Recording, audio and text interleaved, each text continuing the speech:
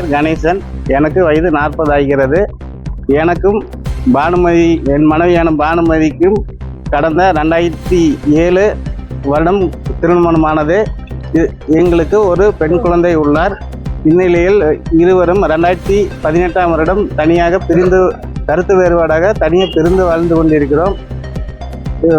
Perundurai சப்கோர்ட்டில் divorce apply பண்ணி இருந்தும் ஜீவனாம்ச கேட்டு இருந்தும் ஜீவனாம்ச தொகையாக 4,20,000 ரூபாய் 20,000 ரொக்கமாக பணம் பெற்றுக்கொண்டும் என் சொத்துக்கள் மீது ஆக்கிரமித்தும் இடையூறு செய்தும் கீவே பொன்னையன் என்பவரின் தகாத உறவு வைத்துக்கொண்டு என் சொத்துக்களை அபகரிக்கும் எண்ணத்தோடு என் மனைவி மூலமாக என் சொத்தை அபகரித்து அவர் தன் வாயில் போட்டுக்கொள்ளலாம் என்று நினைத்து இருவரும் தொடர்ந்து வழக்கு மேல் வழக்கு தொடர்ந்தும் சென்னிமலை போலீஸ் ஸ்டேஷன், கலெக்டரேட் கொண்டு போய் பெட்டிஷன் கொடுத்தும் இவர்களை விசாரிக்க வரைப்பதனால் சென்னிமலை ஸ்டேஷனுக்கும் எங்கேயும் வராததனால் என் தற்கொலை செய்யும் முயற்சி அளவுக்கு எனக்கு கடன் அதிகமாக உள்ளது. 1,05,00,000 வரை கடன் இருக்கின்றன. இந்த காரணத்தினால் என்னுடைய சொந்த சொத்தை நான் விற்கிறேன். இப்போது சொத்து 15 லட்சம் ரூபாய்க்கு எக்ரிமெண்ட் போட்டுள்ளேன்.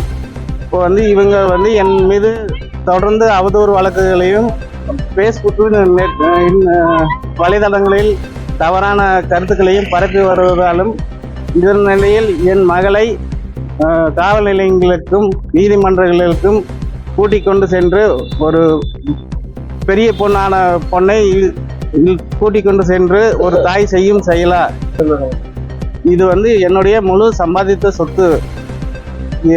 என் பூர்வீக சொத்தோ இது எதுவும் இல்லை, நானாக சம்பாதித்து வைத்த சொத்து. இந்நிலையில் திமுக ஒன்றிய செயலாளர் பிரபு அவர்கள் வைத்து கொண்டு அவர்கள் கட்சி பெயரையும் அவர் பெயரையும் இடையூறாக கெட்ட பேர் வர வைக்க வேண்டும் என்ற கெட்ட எண்ணத்துடன் கீவே பொன்னையன் இவ்வாறு செய்து வருகிறார்.